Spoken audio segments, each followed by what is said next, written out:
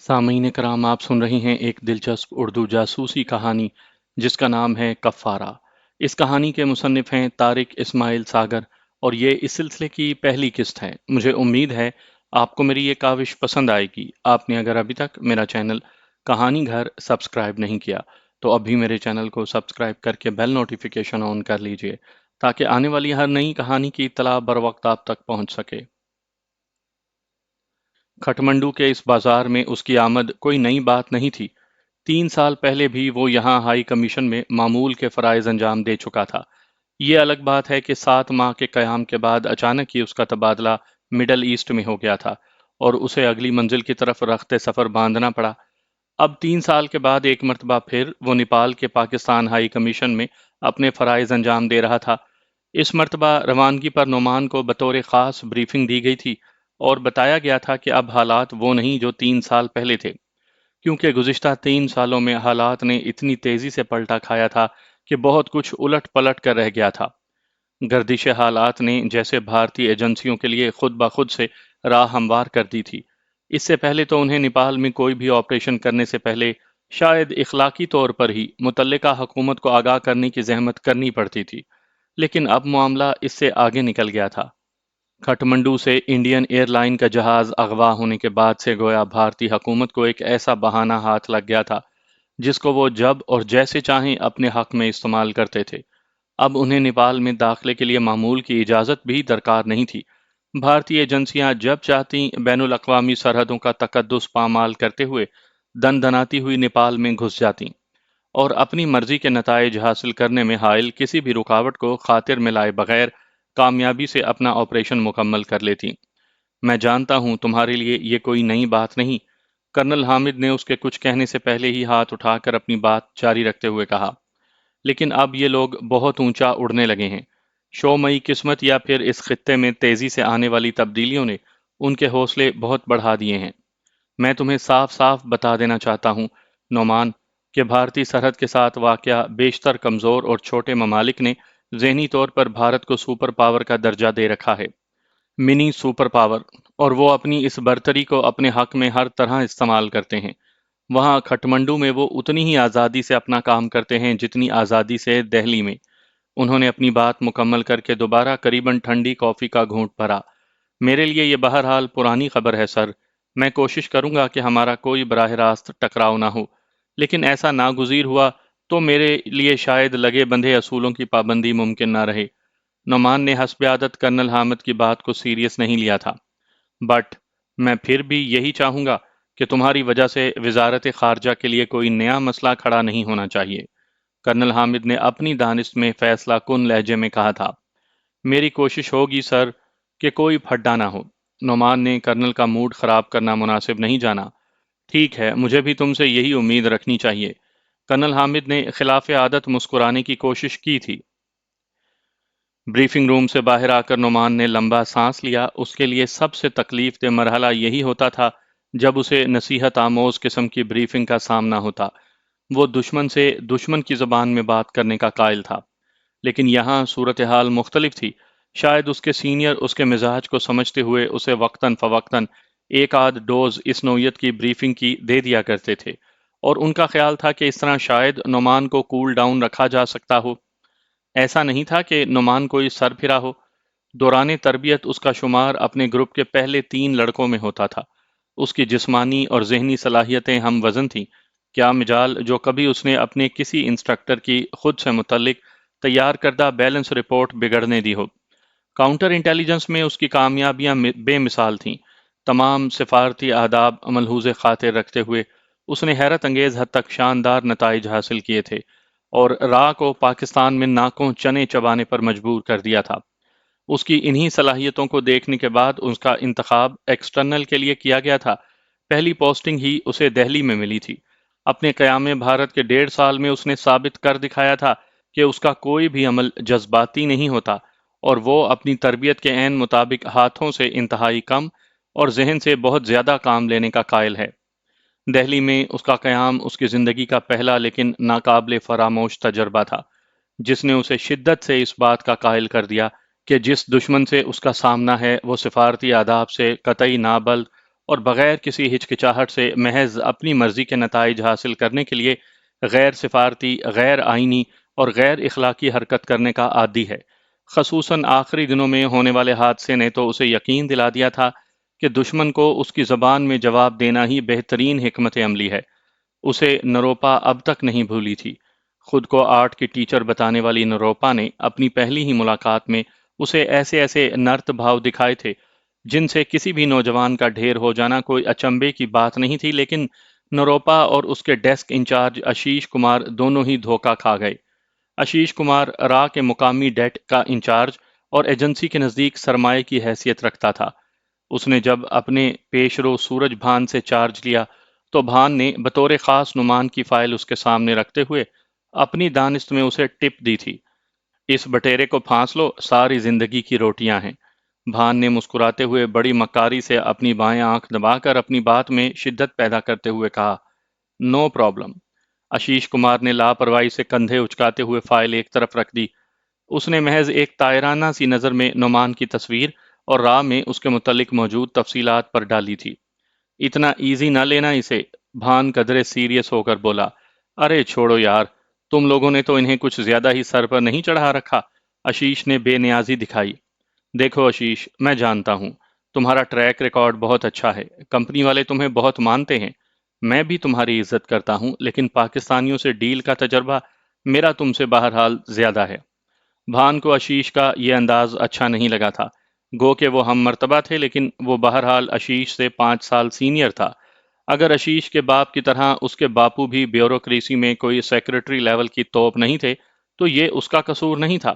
شاید یہی بڑا فرق تھا دونوں کے درمیان۔ مسٹر سورج بھان، صرف تجربہ ہی سب کچھ نہیں ہوتا، کچھ اس کا بھی دخل ہوتا ہے کام کاج میں۔ اس نے دائیں ہاتھ کی انگلی اپنے سر پر مارتے ہوئے طنزیہ انداز اپنایا۔ سورج بھان سمجھ گیا تھا کہ اب یہ سیکٹری کا بیٹا اس سے بدتمیزی پر اتر آیا ہے اور وہ اپنے غریب خاندانی پس منظر کی وجہ سے اس کا مقابلہ نہیں کر سکتا۔ اس نے آشیش کی بات کا جواب دینے کے بجائے زبردستی مسکراتے ہوئے اس کی طرف الوداعی ملاقات کا ہاتھ بڑھایا۔ Wish you all the best, سورج بھان نے کہا اور اپنا رخ موڑ کر چل دیا۔ دروازے سے نکلنے سے پہلے اس کے کانوں سے آشیش کی زہریلی آواز ٹکرائی تھی: مسٹر بھان، میں نے اس چیلنج کو قبول کر لیا ہے اور جلد ہی آپ سے مبارکباد وصول کرنے آؤں گا۔ سورج بھان نے منہ ہی منہ میں بڑبڑاتے ہوئے ایک گالی دے کر اپنی دانست میں اپنا حساب برابر کر دیا تھا، لیکن اس کو ایک عجیب سی بے کلی ہمیشہ لگی رہی۔ نروپا رائے نے 3 ماہ پہلے ہی اپنی تربیت مکمل کی تھی اور اب وہ جونیئر آفیسر کی حیثیت سے آشیش کی ماتحتی میں آئی تھی۔ اگلے ہی روز آشیش نے اسے اپنے آفس میں طلب کیا تھا۔ نروپا کے لیے یہ طلبی حیران کن تھی کیونکہ ڈائریکٹر کا اسے براہ راست بلانا خلاف پروٹوکول تھا، لیکن اب خوش فہمی اس کو حوصلہ بھی دلا رہی تھی کہ اپنے گروپ میں کم از کم اس سے زیادہ حسین اور سمارٹ لڑکی اور کوئی نہیں۔ حسن اسے اپنی ماں کی طرف سے ملا تھا اور سمارٹنس کا راز اس کی کلاسیکل ڈانس میں جنون کی حد تک دلچسپی تھی۔ بلا شبہ وہ بہترین ڈانسر تھی۔ کالج اور ڈسٹرکٹ کی سطح پر اس نے اتنے ایوارڈز حاصل کیے تھے کہ اس کے گھر کا شاید ہی کوئی کمرہ خالی دکھائی دیتا تھا۔ راہ میں اس کی آمد گو کہ حادثاتی تھی، لیکن نروپا نے اسے دل و جان سے قبول کیا تھا۔ اس نے پولیس سروسز کے لیے اپلائی کیا تھا۔ تحریری، ذہنی اور زبانی امتحانات کے کئی مراحل طے کرنے کے بعد جب اسے بتایا گیا کہ اس کی خدمات خفیہ پولیس سروسز کے لیے مناسب سمجھی گئی ہیں تو اس کی خوشی کا کوئی ٹھکانہ نہ رہا۔ جاسوسی ناول اس کی ہمیشہ سے کمزوری رہے تھے اور ہالی ووڈ کی شاید ہی کوئی جاسوسی اور مار دھاڑ والی ایسی فلم ہوگی جو اس نے نہ دیکھی ہو۔ درجنوں فارم پر کرنے اور تفتیش و تحقیق کے تکلیف دہ مراحل سے گزرنے کے بعد بالآخر ایک دن اسے را کی اکیڈمی جوائن کرنے کے احکامات مل گئے۔ اپنی 1.5 سالہ تربیت میں اس نے خود کو بہترین ثابت کیا تھا۔ جاسوسی اور انٹیلیجنس دونوں میدانوں میں اس نے اپنے انسٹرکٹرز کو متعدد سرپرائزز بھی دیے تھے۔ ٹریننگ کے خاتمے پر اسے کاؤنٹر انٹیلیجنس کے لیے منتخب کیا گیا اور بطور خاص اس شعبے میں بھیجا گیا جو بھارت کے دشمن ملک پاکستان کو ڈیل کرتا تھا۔ ابھی تک اس نے معمول کی خدمات بھی انجام دی تھیں۔ پاکستان کے سفارتکاروں کی نگرانی اور تعاقب تک ہی محدود تھی، لیکن اس نے خلاف توقع رزلٹ دیے تھے۔ آشیش کمار نے نروپا رائے کا انتخاب یوں ہی نہیں کیا تھا۔ ساری رات وہ اپنے ڈیٹ کی لڑکیوں کی فائلوں کا مطالعہ کرتا رہا تھا اور رات کے آخری مراحل میں اس نے نروپا رائے کو حاصل مواد میں بہترین پایا تھا۔ یہ بات وہ جانتا تھا کہ پاکستانی ہائی کمیشن کے سفارتکار نعمان کا انتخاب کسی خاص وجہ کی بجائے محض اس مفروضے پر کیا گیا تھا کہ وہ ابھی نیا تھا، اور راہ اپنے ماضی کے تجربات کی بنیاد پر نئے لوگوں پر تباہ آزمائی کو ہمیشہ زیادہ مناسب سمجھا کرتی تھی۔ سورج بھان کو بھی 3 روز پہلے ہی ہیڈ کوارٹر کی طرف سے نعمان کی فائل سونپی گئی تھی، اور اس نے اب تک اس کے متعلق بنیادی معلومات ہی اکٹھی کی تھیں۔ گدا آشیش کمار نے سورج بھان کی طرف سے دی گئی نعمان کی فائل کا مطالعہ کرنے کے بعد اپنے پیش رو پر کومنٹس دیے، کیونکہ 3 دنوں میں اس نے ڈھنگ کی ایک بات کا بھی پتہ نہیں لگایا تھا۔ اس فائل میں صرف وہ باتیں لکھی تھیں جو وزارت خارجہ اور وزارت داخلہ میں موجود نعمان کی فائل سے ملی تھیں۔ اپنے طور پر ابھی سورج بھان نے اس کیس پر کام شروع نہیں کیا تھا۔ اپنے کمرے میں پہنچنے کے بعد اس نے ایک مرتبہ پھر نروپا رائے کی فائل کا مطالعہ کیا، اپنے سامنے دھرے کمپنی کے ماسٹر کمپیوٹر سے اس کا مکمل جغرافیہ معلوم کیا، اور حیرت انگیز طور پر اپنے سیکٹری کے ذریعے اسے طلب کرنے کے بجائے براہ راست اس کی میز پر دھرے انٹرکام پر اسے مخاطب کیا۔ نروپا رائے نے جب ہیلو کہہ کر ریسیور اٹھایا اور دوسری طرف سے ڈائریکٹر صاحب نے اپنا تعارف کروایا تو ریسیور اس کے ہاتھوں سے گرتے گرتے بچا۔ یس سر، اس نے اپنے خشک ہونٹ اپنی زبان سے تر کیے۔ میرے کمرے میں آ جاؤ۔ دوسری طرف سے مختصر حکم کے ساتھ ہی آشیش نے فون رکھ دیا۔ نروپا باقاعدہ گھبراہٹ کا شکار تھی۔ اس کے چہرے کے بدلتے تاثرات کو اس کی میز کے سامنے بیٹھے انسپیکٹر کامنی نے اگلے ہی لمحے نوٹ کر لیا۔ خیریت؟ اس نے گھبرائی ہوئی نروپا سے پوچھا۔ میڈم، آپ کو شاید یقین نہ آئے، مجھے نہیں آ رہا، بٹ یہ سچ ہے کہ مجھے ڈائریکٹر صاحب نے طلب فرمایا ہے۔ نروپا جانتی تھی انسپیکٹر کامنی دل کی بہت اچھی اور اس کی ہمدرد میڈم ہے۔ ریئلی؟ کامنی نے اس کی آنکھوں میں جھانکا۔ آبویسلی یس، نروپا نے بڑے زور دے کر 2 الفاظ کہے۔ ویل ڈن، گڈ لک۔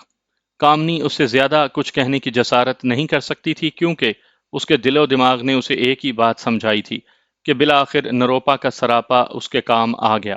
اسے ابھی تک اس بات کی حیرت رہی تھی کہ نروپا رائے جیسی حسین اور سیکسی لڑکی کسی اعلیٰ افسر کی دسترس سے کیسے بچی ہوئی ہے۔ جو بات کامنی نے سوچی تھی وہی نروپا کے دل نے بھی اسے سمجھائی تھی۔ ایسا ممکن نہیں تھا کہ کوئی اس کے تیرے نظر کا گھائل نہ ہو۔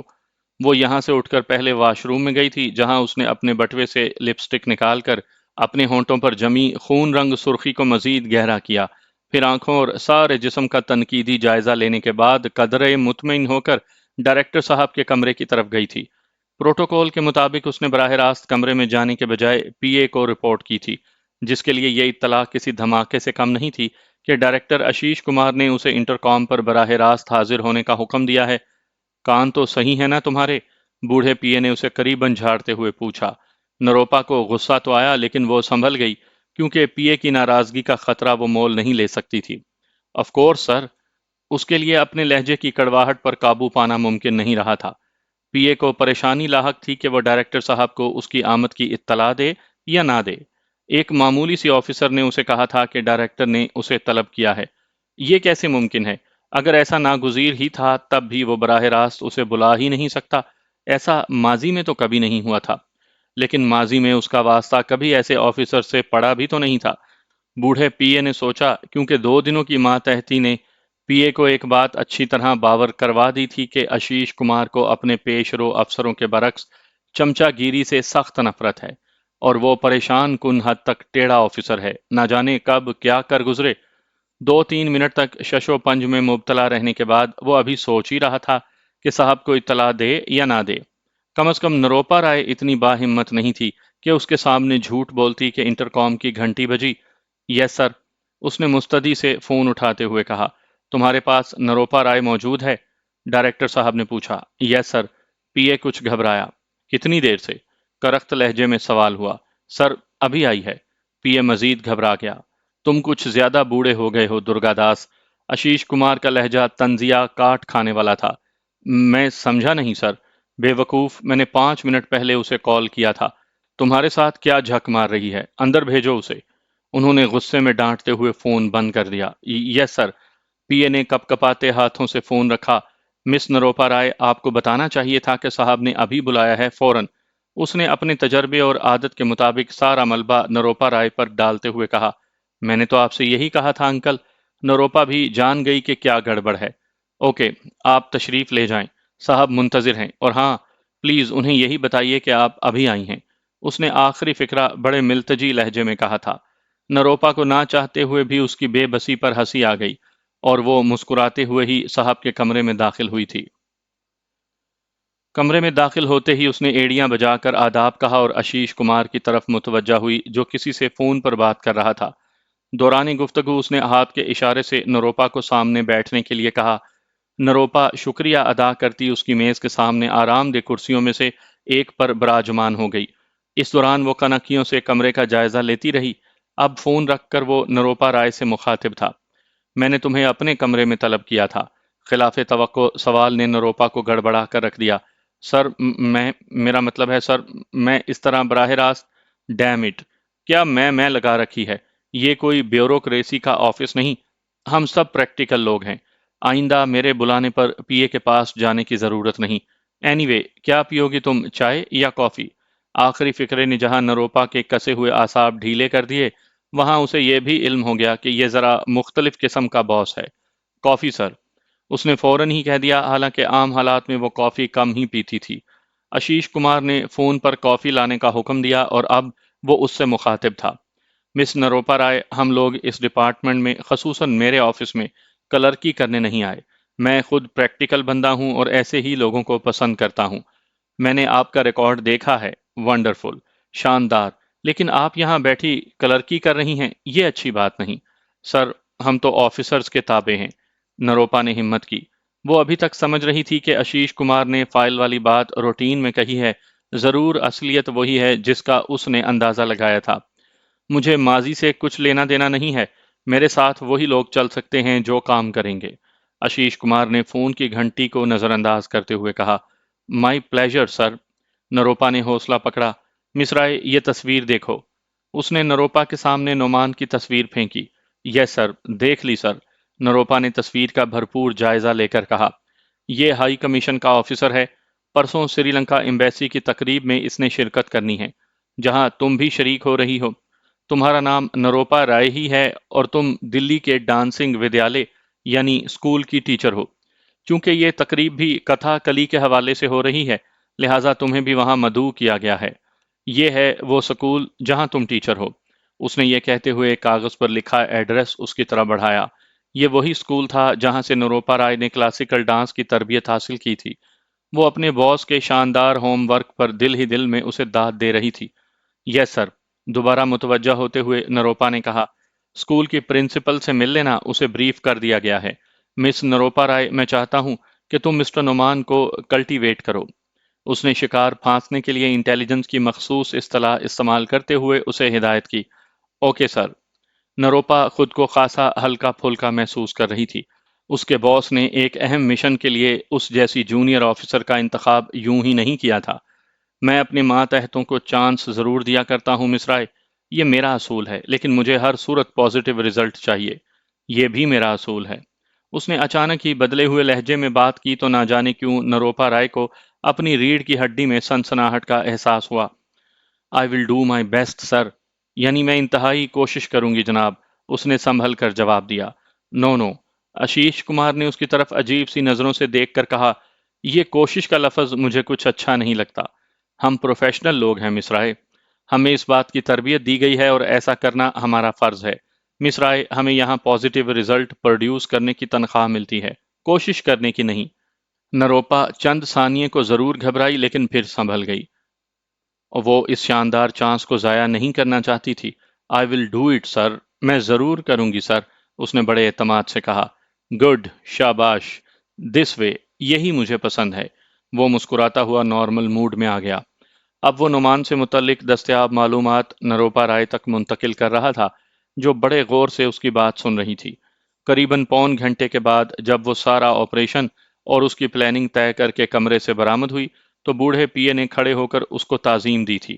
اس نے اپنی 30 سالہ سروس میں ایسا چمتکار نہیں دیکھا تھا۔ پون گھنٹہ تک ڈائریکٹر صاحب کے کمرے میں جونیئر آفیسر نروپا رائے کا رکنے کے بعد اس حالت میں واپس آنا اس کی سمجھ سے بالا تر تھا۔ بڑا عجیب آدمی ہے سالہ، اس نے دل ہی دل میں کہا اور دوبارہ ٹائپنگ میں مصروف ہو گیا۔ سارک کانفرنس سے کسی کلچرل پروگرام کے تحت منعقدہ سری لنکن ایمبیسی کی اس تقریب میں پاکستان کی طرف سے جو وفد نمائندگی کر رہا تھا اس میں ہائی کمیشن دلی کے کلچرل اتاشی کے نائب کی حیثیت سے نعمان کو شریک ہونا تھا۔ مقررہ وقت پر وہ لوگ ہائی کمیشن کی عمارت سے نکلے تو انہیں جلد ہی احساس ہو گیا کہ معمول کے مطابق ان کا تعاقب کیا جا رہا ہے۔ ایسا کبھی نہیں ہوا تھا کہ ان کی پرائیویسی محفوظ رہی ہو۔ جب کبھی سفارتی سطح پر وہ شکایت کرتے تو بھارتی وزارت خارجہ کی طرف سے رٹا رٹایا جواب مل جاتا کہ ان کی سلامتی اور حفاظت کے پیش نظر نگرانی کی جاتی ہے۔ تقریب کی ثقافتی نوعیت کی وجہ سے یہاں بھارت کے بڑے بڑے فنکار اور فنکارائیں موجود تھیں، جن میں نروپا رائے بھی شامل تھی جو نعمان سے پہلے ہی وہاں موجود تھی۔ آج جن رقاصاؤں نے یہاں رقص پیش کرنا تھا ان میں غالب تعداد اس کلاسیکل اسکول کی طالبات کی تھی جہاں نروپا رائے ٹیچر تھی۔ شاید آپ کو میری طرح سگریٹ کے دھوئیں سے الرجی ہے۔ نروپا نے اس کے اتنے نزدیک آ کر یہ فکرہ کہا تھا کہ اس کے بدن سے لپٹی ساری خوشبوئیں نعمان کے رگو پے میں سرایت کر گئیں۔ جی ہاں جی ہاں، وہ اور کیا کہتا؟ اصولی طور پر تو اسموکنگ ایریا الگ ہونا چاہیے۔ دیکھیے نا، آخر ان لوگوں کا کیا گناہ ہے جو نان اسموکر ہیں؟ نروپا نے پہلے سے زیادہ بے تکلفی سے اگلی بات کہی۔ یہ تو ہے، نعمان نے پھر مختصر سا جواب دیا۔ او مائی گاڈ، میں نے آپ کا شبھ نام نہیں پوچھا۔ او آئی ایم سوری۔ اس نے کچھ ایسے عجیب اور دلربا لہجے میں یہ بات کی تھی کہ نعمان کے لیے اسے نظر انداز کرنا اب شاید ممکن نہیں رہا تھا۔ نعمان نام ہے میرا، پاکستان ہائی کمیشن میں کلچرل اتاشی کو اسسٹ کرتا ہوں۔ اس نے بڑی توجہ سے جواب دیا۔ میں نروپا رائے، ڈانسنگ ٹیچر ہوں، دلی کلاسیکل اسکول میں۔ میری دو شاگردیں کتھا کلی ناچ رہی ہیں۔ اس نے اپنا خوشبو میں لپٹا بازو نعمان کی طرف بڑھایا جس نے کسی معمول کی طرح اس کا ہاتھ تھام لیا تھا۔ شاید نروپا کو یہی کچھ چاہیے تھا۔ اس نے نعمان کا ہاتھ گرم جوشی سے دباتے ہوئے کہا، بہت خوشی ہوئی ہے مجھے آپ سے مل کر۔ میرا تو بہت من چاہتا ہے پاکستان جانے کو۔ مجھے ہڑپا اور مونجو دوڑو میں بہت دلچسپی ہے۔ بہت من ہے میرا وہاں جانے کے لیے۔ اس نے بامشکل 2 منٹ میں ٹیکسلا، مونجو دوڑو اور ہڑپا سے متعلق اتنی باتیں نعمان سے کہہ ڈالیں کہ اب نعمان کے لیے اسے نظر انداز کرنا ناممکن ہو گیا تھا۔ بہت رچ نالج ہے آپ کا، اس نے بے ساختہ اسے داد دیتے ہوئے کہا۔ دھنیہ واد۔ نروپا رائے نے پیشہ ور ڈانسرز کی طرح قریباً کورنش بجا لاتے ہوئے شکریہ ادا کیا تو نعمان کو جھٹکا لگنے کا احساس ہوا۔ دونوں قریباً 10 منٹ تک باہر کھڑے گفتگو کرتے رہے۔ اس دوران ایک مؤدب ویٹر انہیں سافٹ مشروبات وہیں پہنچا گیا تھا۔ نعمان نے اس بات کا خاص نوٹس اس لیے بھی نہ لیا کہ وہاں بالکنی میں کچھ اور لوگ بھی کھڑے باتیں کر رہے تھے جو شاید اسی کی طرح گھبرا کر باہر آ گئے تھے۔ لگتا ہے آپ کو بھی کلچر سے لگاؤ ہے؟ نروپا نے پیش رفت کی۔ ہاں کیوں نہیں، میں کلچرل اتاشی کو اسسٹ کرتا ہوں، بے ساختہ نعمان نے کہہ دیا۔ اور پاکستان میں تو ڈانس وغیرہ شاید اچھا نہیں سمجھا جاتا، نروپا نے کہا۔ ارے نہیں، ایسی بھی کوئی بات نہیں، ہمارے ہاں بہت اچھے کلاسیکل رقص کرنے والے بھی موجود ہیں۔ اس نے پاکستانی اخبارات میں پڑے ہوئے 3 4 نام اس کے سامنے دہرا دیے۔ پلیز آپ ہمارے ودیالے میں ضرور آئیے گا، مجھے بہت خوشی ہوگی، نروپا نے اپنا کارڈ پیش کرتے ہوئے کہا۔ کیوں نہیں، کیوں نہیں، مجھے بہت خوشی ہوگی آپ کے ہاں آ کر۔ نعمان نے کارڈ پر ایک اچھلتی ہوئی نظر ڈال کر اسے جیب میں رکھ لیا، پھر اپنا پرس نکال کر اپنا کارڈ نکال کر اسے پیش کیا اور ہائی کمیشن آنے کی دعوت بھی دے دی۔ نروپا کے لیے اس لمحے اپنے جذبات پر قابو پانا قریباً ناممکن ہو رہا تھا، لیکن وہ جانتی تھی پہلے ہی مرحلے میں اس نے کتنا لمبا فاصلہ پھلانگ لیا ہے۔ وہ دل ہی دل میں ان لمحات کے تصور سے لطف اندوز ہو رہی تھی جب وہ اپنے باس آشیش کمار کو بتاتی کہ اسے سبجیکٹ نے پاکستان ہائی کمیشن آنے کی دعوت بھی دے دی ہے۔ حال میں شاید تقریب کا آغاز ہو گیا تھا کیونکہ باہر کھڑے لوگ اب اندر جانا شروع ہو گئے تھے۔ دونوں اندر چلے آئے جہاں اسٹیج سے رقاصہ کی آمد کا اعلان کیا جا رہا تھا۔ نعمان کے لیے تب یہ بات حیرت انگیز نہیں تھی کہ نروپا اس کے ساتھ والی نشست پر بیٹھی تھی۔ جب تک رقاصائیں اپنے فن کا مظاہرہ کرتی رہیں، نروپا اور نعمان کے درمیان گفتگو کا سلسلہ جاری رہا۔ نروپا نے اسے ناچنے والیوں کے مختلف نرت بھاؤ سے آگاہی دے رہی تھی اور بالکل اسی طرح سمجھا رہی تھی جیسے نعمان بھی اس کا شاگرد ہو۔ تقریب کے اختتام تک وہ نعمان سے چمٹی رہی، پھر اسے دروازے تک رخصت کرنے آئی۔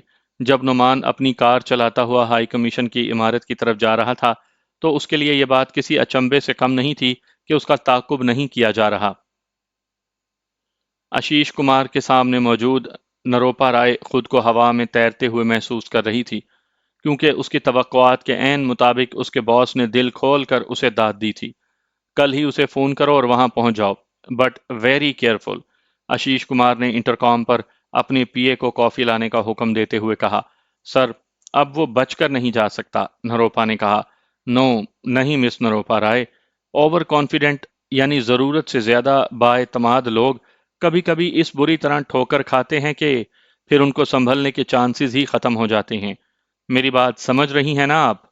اس نے اپنی جگہ لیٹے لیٹے سیٹ سے اتنا آگے جھک کر یہ بات کہی تھی کہ کرسی پر میز کے دوسرے کونے پر بیٹھی نروپا نہ جانے کیوں سہم کر رہ گئی۔ یس سر، اس نے بامشکل دو الفاظ کہے جب پی اے کافی کے برتن لے کر اندر آ گیا۔ آداب کے مطابق پی اے نے اسے کافی پیش کرنے کے بعد آشیش کمار کو کافی پیش کی اور الٹے قدموں باہر چلا گیا۔ مس نروپا رائے، اس سروس میں آگے نکلنے کے بہت سے مواقع ملتے ہیں اور ذہین لوگ ان سے فائدہ بھی اٹھاتے ہیں، لیکن ہمارا بزنس بہت زیادہ احتیاط کا تقاضا کرتا ہے۔ کسی بھی لمحے اگر ہم نے دشمن کو خود سے کمزور سمجھ لیا تو ہم مارے گئے۔ اس نے کافی کا گھونٹ حلق میں انڈیلتے ہوئے کہا۔ یس سر، نروپا کے پاس اس کے علاوہ کہنے کو اور تھا ہی کیا؟ اور ہاں، کل سے تم آفس نہیں آؤ گی، اس نے اچانک ہی کہہ کر نروپا کو چونکا دیا۔ یس سر، نروپا نے، جو اب باقاعدہ گھبرانے لگی تھی، کہا۔ کل سے تم ودیالیہ ہی جایا کرو گی، وہاں تمہارا الگ کمرہ اور ٹیلی فون لائن موجود ہے۔ موبائل ضرورت پڑنے پر ہی استعمال کرنا، زیادہ محفوظ طریقہ یہی ہے کہ میں تم سے خود ہی ان ٹچ رہوں گا۔ ضرورت پڑنے پر تم مجھے اس نمبر پر براہ راست رابطہ کر سکتی ہو، یہ نمبر زبانی یاد کر لو۔ نروپا نے 2-3 مرتبہ دل میں نمبر دہرانے کے بعد اسے کاغذ واپس لوٹا دیا، جسے آشیش کمار نے اس کی آنکھوں کے سامنے ہی برقی انگیٹھی کی بھینٹ چڑھا دیا۔ یہ نمبر کہیں بھی نوٹ نہ کرنا، میرا مطلب ہے اپنی یادداشت کے علاوہ کہیں بھی لکھنے کی ضرورت نہیں، اس نے دوبارہ نروپا کو یاد دلایا۔ یس سر، مؤدب نروپا نے جلدی اندازہ کر لیا تھا کہ اس کے سامنے بیٹھا شخص کتنا متلون مزاج ہے۔ ایک ہی پل میں کوئی بھی روپ بدل سکتا ہے، کوئی پل حیران کر دینے والا، چونکا دینے والا روپ۔ تھوڑی دیر تک وہ نروپا کو نعمان سے متعلق بریفنگ دیتا رہا، پھر اسے آفس سے جانے کے لیے کہہ دیا۔ اپنے کمرے میں پہنچ کر نروپا نے بہت لمبی سانس لے کر خود کو نارمل کیا۔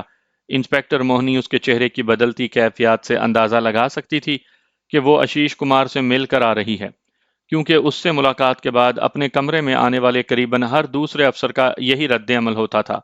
آشیش کمار ایسے نفسیاتی داؤ پیچ جانتا تھا جن کے استعمال کے بعد اس کا مخاطب اس کی شخصیت کے بوجھ تلے دبتا ہی چلا جائے۔ اس کے ماتحت اس بات سے بخوبی آگاہ تھے کہ آشیش کمار کی مسکراہٹ کا ہرگز وہ مطلب نہیں ہوتا، اور کسی بھی ماتحت کو سرزنش کرنے کے لیے وہ کبھی غصے میں نہیں آتا تھا، روایتی جملوں یا لہجے کا استعمال نہیں کرتا تھا۔ اپنی بات وہ عموماً مسکراتے ہوئے بالکل نارمل لہجے میں کہتا، لیکن مخاطب کو اچھی طرح سمجھ آ جاتی کہ اس کا مطلب کیا ہے۔ انسپیکٹر موہنی نے جب نروپا کے سامنے پانی کا گلاس رکھا تو نروپا نے حیرت انگیز طور پر بغیر کسی ہچکچاہٹ کے ایک ہی گھونٹ میں سارا گلاس حلق میں انڈیل لیا۔ ایسا مظاہرہ کبھی باس کے سامنے نہ کرنا۔ I am sorry, my God Mohini, میں تو بالکل گھبرا گئی تھی، کیسا عجیب و غریب ہے یہ شخص۔ اس نے موہنی سے بے تکلفی سے کہہ تو دیا، لیکن فوراً ہی اسے اپنی غلطی کا احساس بھی ہو گیا۔ میرا مطلب تھا کہ میں تمہارا مطلب اچھی طرح سمجھتی ہوں نروپا، لیکن پلیز باس کے متعلق اس طرح کے کومنٹس کسی اور کے سامنے نہ دینا۔ اور ہاں، انٹیلیجنس اسکول کا پہلا سبق تو یاد ہے نا تمہیں؟ بھائی وہ کیا کہتے ہیں فارسی زبان میں؟ موہنی نے اس کی بات کاٹتے ہوئے کچھ یاد کرنے کی کوشش کی۔ دیوارہم گوشت دارو، یعنی دیواروں کے بھی کان ہوتے ہیں، نروپا نے کہا اور بے اختیار ہنس دی۔ ہنسی نے اسے قدرے نارمل کر دیا تھا۔ اپنی تربیت کے مطابق اس نے موہنی کو اپنا ٹاسک نہیں بتایا تھا، البتہ اسے صرف اتنی اطلاع دی تھی کہ اب اگلے کچھ دنوں تک شاید ملاقات نہ ہونے پائے، اور موہنی نے بھی اس سے اگلا کوئی سوال نہیں کیا تھا۔ نروپا نے یہ بات از خود جان لی تھی کہ اس کا باس یہ نہیں چاہتا تھا کہ وہ اپنے ساتھیوں سے بھی رابطے میں رہے۔ اگر یہ اجازت اسے ملنی ہوتی تو ضرور اشارے کنائے سے اس کا اظہار کر دیا جاتا۔ باس نے اسے صرف 2 باتوں کی ہدایت کی تھی، باقی سب کچھ خود ہی سمجھنا تھا۔ نعمان کے لیے نروپا کا فون بڑا خوش آئند تھا، حالانکہ وہ ہیلو کے بعد دوسری جانب سے کہے گئے پہلے فقرے سے ہی پہچان گیا تھا کہ اس کی مخاطب کون ہے۔ ابھی تک نروپا کی آواز مندر کی گھنٹیوں کی طرح کبھی کبھی اچانک اس کے کانوں میں رس گھولنے لگتی تھی، اس کی زندگی میں نروپا کوئی پہلی ایسی عورت نہیں آئی تھی جس سے وہ اس طرح متاثر ہو جاتا، لیکن حیرت انگیز طور پر وہ اسے ابھی تک بھلا نہیں پایا تھا۔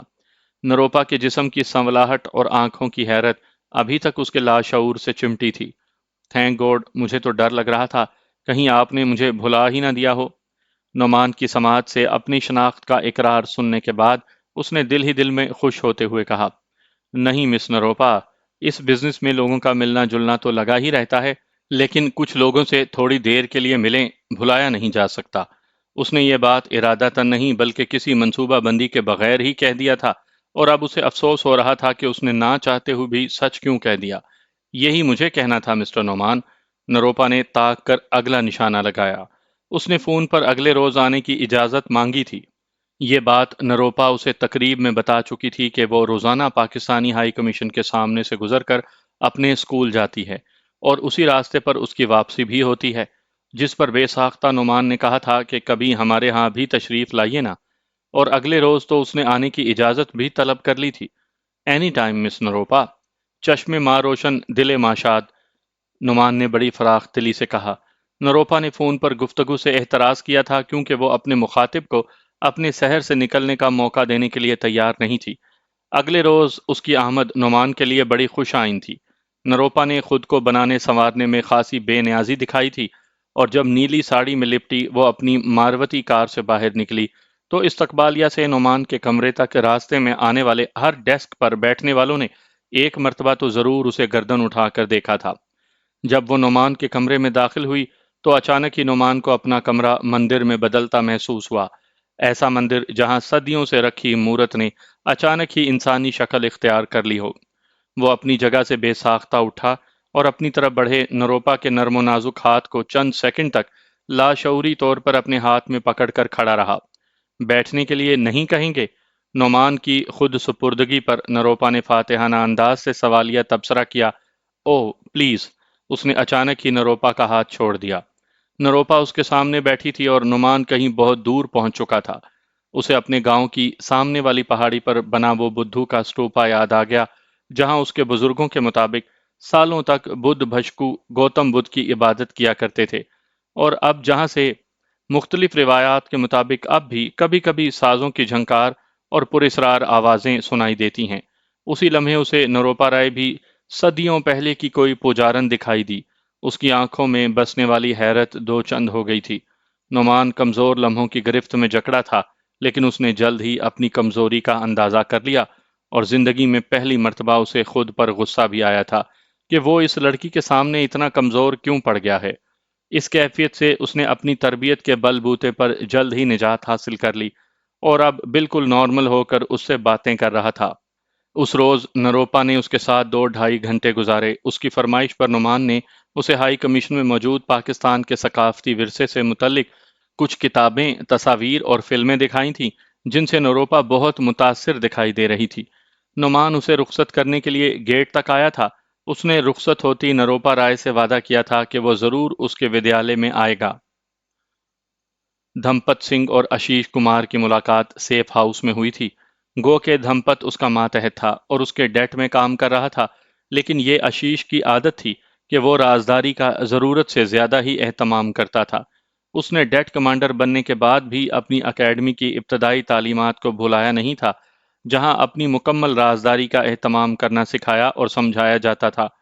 گو کہ اس کے سینئرز اس کا اہتمام نہیں کرتے تھے، لیکن آشیش کے سینئرز نے کبھی اس پر اعتراض نہیں کیا تھا، کیونکہ انہیں کام کے طریقہ کار سے اس کے حاصل شدہ رزلٹ میں زیادہ دلچسپی تھی، اور جو انہیں ہمیشہ مثبت ملا کرتا تھا۔ آشیش نے اپنی تربیت اور طریقہ کار کے مطابق دھمپت کو پہلے ہی روز نروپا رائے سے چپکا دیا تھا، کیونکہ نروپا اسے ابھی نہیں پہچانتی تھی۔ وہ اپنے ماتحتوں کی کارگزاری پر مکمل چیک رکھنے کے حق میں تھا، اور نروپا رائے سے بھی غافل نہیں رہ سکتا تھا۔ دھمپت نے اسے ایک ایک لمحے کی مصروفیات کا تصویری ثبوت فراہم کر دیا تھا، جسے دیکھنے کے بعد آشیش قدرے مطمئن ہو چکا تھا۔ اسے اس بات کا یقین ہو گیا تھا کہ اگلے چند دنوں ہی میں نروپا نعمان کو اپنے دام حسن میں لپٹا کر اس کے سامنے چارہ بنا کر پھینک دے گی، جس کے بعد وہ اپنے دل کے ارمان اچھی طرح نکال سکتا تھا۔ ٹھیک ہے، لیکن تم چوکس رہو گے، اس نے بظاہر مطمئن ہونے کے باوجود دھمپت سے کہا۔ یس سر۔ धमपत उसकी आंखों में बराह रास्त झांकने की हिम्मत खुद में नहीं पाता था। ये बड़े चालाक लोग हैं, कभी कभी घड़ी की सुइयों को उल्टा भी चला देते हैं। उसने धमपत सिंह को पाकिस्तानियों से मुतल्लिक जानकारी देते हुए खबरदार किया। ये बात उसने यूं ही नहीं कह दी थी। माजी में ऐसा हो चुका था जब उनकी एक स्मार्ट एजेंट डबल क्रॉस कर गई थी, और जिसका इल्म उन्हें तब हुआ जब पुलों के नीचे से बहुत सा पानी बह चुका था।